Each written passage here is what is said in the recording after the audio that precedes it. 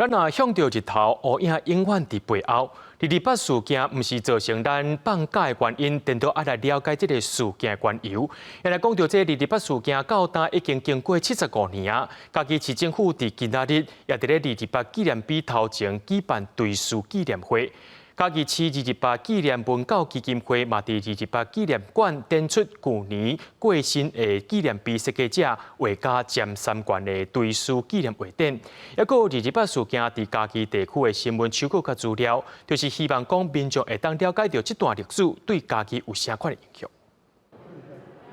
一张一张的采访手稿，甲迄当阵的新闻报纸，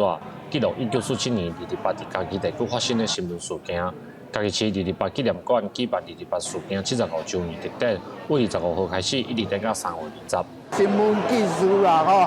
啊做电台放送啊，啊个有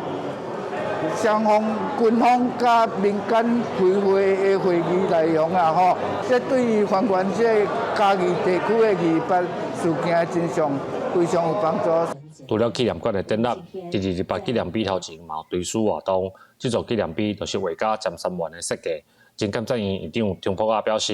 迄当阵为了这座纪念碑，毋但受到真大的压力，连设计者嘛因此受到迫害。冒险甲伊设计这个起来，第一座起起来了，各县市嘛拢讲要起，所以安尼就甲咱迄个228的事件规个都拢展现出来啊。三元老师，因为伊是设计全台湾第一座纪念碑嘛，这个纪念碑伫落成的时，伊阁将画作放伫现场，参加的来宾伫下甲签名。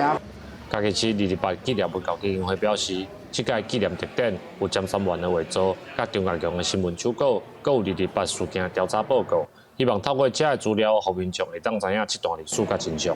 记者林慧婷，嘉义报道。